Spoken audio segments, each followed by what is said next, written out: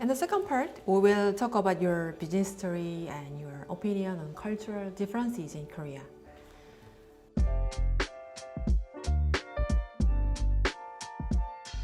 When did you start your own business? It was 2020, early 2020, right after I got F2. I went and got my business registration and then... Yes, so I remember when you contacted me, you did not have an F2 visa, so we could not make an agreement. Correct, yeah. Because it was not legal for maybe your visa was E7? E7, yeah. E7 visa to make another contract. Contract, yes. So that's why I was volunteering to you and didn't get paid and then but I had plans to get F2 and at the same time I was planning to start a business. Yes. So that's why I wanted to get Yes. some testimonials, a review, because I'm in service-based business, so it's good to have good testimonials under my business. So that's why before starting the business, I start working for free. I know it's sounds kind of weird, I literally because all I want to get some good referrals or good good testimonials from the clients I work for free. So I think I work for free few months until I get F2, and that was the reason. Yes, so you helped me a lot. Thank you. So could you briefly tell us about your business areas?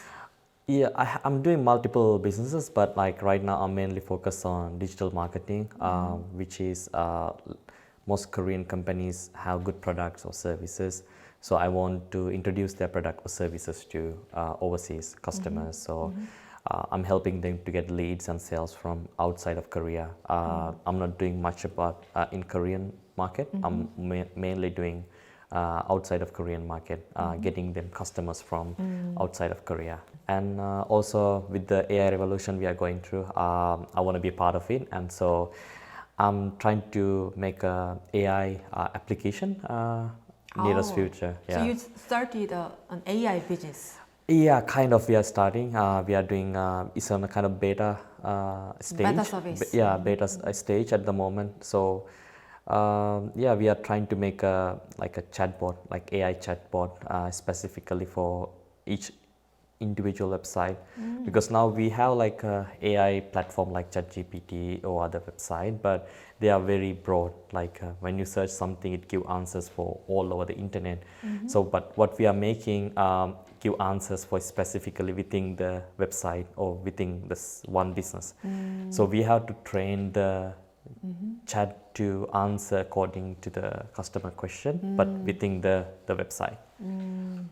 So the chatbot will be very customized Exactly. to your client's business area. Yes. Right? So it's more customized and giving the answers to specific question within the website, within the individual business. Oh, sounds great. Very interesting. So how many employees do you have? Right now I have a full employee, full-time employees, a 4 in Korea, but I outsource a lot because when it comes to digital marketing, you don't have to be in the office. So I hired from India, Philippines, Sri Lanka. So I think overall around 30 from all around the world. Yeah. Then how about working hours and break? The working hours. You should. Yes. As an employer, you should. Yeah. I follow mean. the Labor Standards Act. Exactly. Yes. They work 9 to 5, 9 to 5, and then they have 1 hour lunch break. But they can take whenever they want. We don't have fixed lunch break. It's very flexible. Very flexible. They want to eat 3 p.m. They can eat. If they want to eat 11. So they can use 1 hour whenever they want. Because myself, sometimes I eat at 3 p.m., 11 a.m. So I don't have fixed lunch time. So I don't think, employee should be caught up with the one working hour. You should eat from 12 to 1. I don't think it's fair because humans are different. So I give them that flexibility. Yes, I think that you are very generous employer. Thank you. Thank you. Then what do your employees call you? Maybe 사장님 or your name? Back in the day when I just start the business, they start calling me 사장님, but but right now I just ask them to call by my name. Like Yes. Do you have 회식? Yeah, we Company do. dinner? We do sometimes, Sometimes. like once in 2 months. Yeah, not very often. Once in 2 to 3 months. Like per year we have like maybe 4 times. 4 times. Yes, 4 to 5 times. Depends. But the employee, they might want more. 회식? No? Yeah, someone they want more, but someone they're happy having less 회식. Yes. Did you have any difficulties when starting your business? Yes, as a foreigner, first of all, you have to get your visa ready, and also it's difficult because little bit language barrier. Even though I speak Korean, you have to go through a lot of documents and all those things. But the most difficult part was getting the proper visa, like getting F2. And after that, I think I was like, of course, had some issues, but I sort out one by one, and then yeah, business always have issues. Like it's like a war always. Anyway, yeah, business has always has a risk and many problems, unexpected problems. Exactly. Then, what do your family members think about your business? I think my sister, she knows that I'm doing business, but my mom, I don't think she knows that I'm doing business till today. She thinks I'm working at a company. Your mother thinks that you are an employee of a company. I mean, I didn't tell her like what I'm doing exactly, but she thinks she knows I'm doing something here in Korea. Then, if she watches this video and finds out that you run a business, then what would you say to her? I mean, you can send a video message to I mean, her. she would be happy. I think she's happy. She's going to be happy, but at the same time, like like my mom, she always want me to have a safe job, like have a 9-to-5 job, stable condition. safe. Yeah. So, but in my case, I wanted to do something more, so that's why I chose the business. Yeah, I think she's happier. Maybe she knows that I'm working for a company, so she thinks I'm safe. And I hope that she will not watch this video. Oh, yeah. Okay. I remember that you mentioned that you had been very surprised to see that the word stress was too frequently used in Korea. How about the Sri Lankan people? Yeah, I think when I first came back in 2013, like I went to a language school, and at that time I heard like this word like stress all the time. I know the word stress, but we don't really use back home the stress word, because we use tension. Like before the exam, we have tension. Like we don't really say like, oh, I'm stressful all the time.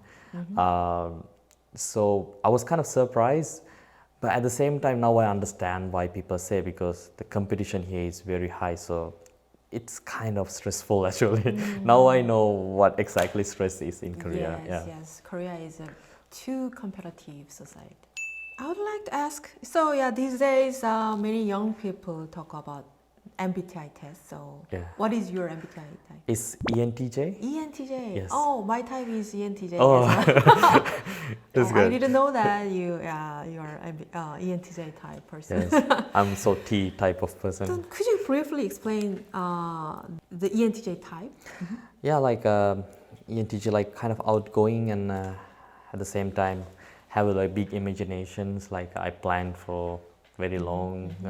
Like I have so many plans in my life, and also so much like T is like I'm too T. Like I can be kind of cold-hearted. Some people can say, but I have the sense of it, like a little bit, I'm a sensitive person, but at the same time, if I have to be realistic, I don't mind to be realistic. So let's say your friend lost a job and he is drinking now. Then what would you say to him?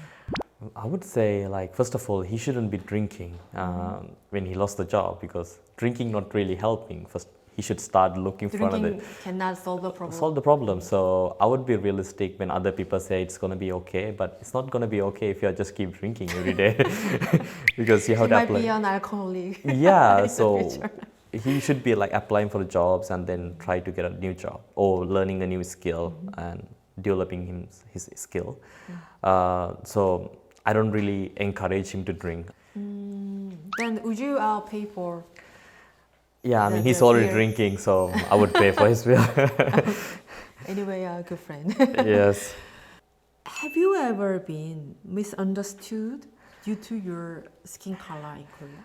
Yeah, there are like, maybe like there's a kind of funny story. Me and my friends, we went out like kind of out of Seoul, a little bit kind of far from Seoul. I don't think there are like so many foreigners, but in the morning I went to the nearest like convenience store to get some stuff.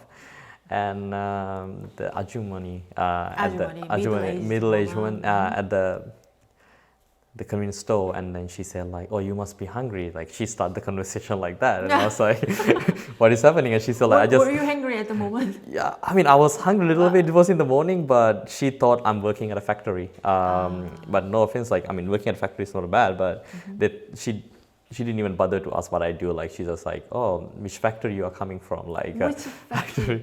Yeah, and then Before asking question about your job, just assuming, maybe like there are like few people working for the factory has similar skin type. So I mean, I don't mind being called like that. It's a job, end of the day, but a little bit misunderstood. But she was being nice. Like she was like, "Oh, you must be hungry." She sounded like a very warm-hearted person, Person. but yeah, the problem was that she has a prejudice bias on skin color. Skin color, like in her mind, like whoever has like a little bit darker skin work for factory, maybe, I don't know. Maybe that's why. And sometimes, you know, when you take taxi, taxi drivers keep asking some questions, and if they found out that I speak Korean, the first thing, like, "Oh, you wanna..." Then they will be very talkative. Very talkative, and they can be funny at the same time. And then the first question, like, "Oh, you wanna get a factory job?" And I was like, okay, I just go with the flow. I don't try to correct them or something. I just like, okay, which factory you gonna refer me? And then so he mentioned that he could give some offer or job offer. I was like, I'm kind of thankful. Okay, thank you. It's very nice anyway, but yeah, he has also like prejudice on skin. very judgmental when it's come to the skin color, maybe. So I hope you can break the prejudice in Korea. Hopefully, yeah. But I think it's now it's getting much better because so many foreigners coming to Korea, and also the society needs some time to understand about the skin tone. I think especially in young generation have good knowledge about different culture, different ethnicity. So they like more and more people like start understanding the foreign culture and also accepting foreigners in Korea. Then, do you think that Korean society, is there anything that should be changed in Korean society? With regard, as you might know, as you mentioned, more and more expats, immigrants in Korea. Yeah, it's been like when I first came to Korea back in 2013, like there were not many foreigners, and now it's so many because of Korean K-drama, like K-pop, and also like the education system here. And I see a difference between back in the day and right now, and more people understand about the foreign culture. But if there's something to be change, I would say like maybe not really judging by the skin tone, maybe like asking more questions, maybe he or she can be doing something else. So personally, I don't mind now saying like that, and it's not disrespectful me or something, but I think it's better to ask question or understand where he's or she's coming from, and then those kind of things can be changed. So many things. Yes, it is an unavoidable change that the number of the expats is growing in Korea. So we should embrace the cultural differences, and I think that as you might know, there should be more focus on the change of the system. Yes, yeah. Yes. And it's got much better. Like, actually, I don't really feel like racism here. It's not like racism. It's just even the Ajumuni I talked in the previous question, and then she speak very nice to me. Like, it's just the misunderstanding. Yes, a little bit judgmental. Yes, it's a kind of Jung in Korea, but Yeah. yes, she could not understand. Yeah. Yeah, the she just like differences. At least she offers some food. Yes. What is your dream in Korea? Dream. Since I'm running a business, I want to be a successful business person. At the same time, this country gave me so many things. I studied here. I'm doing my business here, so I want to do something back to this country. So, like, if I can do like getting more, like explore the Korean market to overseas and get more like exports to out of Korea, then it's something good for the country as well. So you want to attract more foreign clients to Korea, correct? Korea, and I don't think a lot of overseas people like people live outside of Korea have better understanding or idea about what the quality of the Korean product or services. I think we need to educate them more so we can attract more customers from outside of Korea. And actually, Korea has huge potential to grow more and more. Like, so I want to help in that way if possible. So now you are helping the Korean business to be expanded. Yes. Yeah, overseas. Overseas market. So I want to do more and then maybe explore some more. Okay, so do you have any comments on this podcast before we say goodbye? First of all, thank you for inviting me here again. And I know you have a busy schedule, and with all your busy schedule, you arranged this beautiful podcast. And I think we will see like big names in the future, maybe celebrities and more big names in this podcast. Please help me. And I wish you best of luck for the future episodes. Yeah, okay. Thank you for sharing your time. Today, I talked with Dilan Perera about his life story in Korea. I was so impressed by how hard he tried to realize his dreams in Korea. I really hope he will have a great success in his business. Thank you for watching this video. I will meet you with a new guest in the next episode. Please look forward to it. Thank you.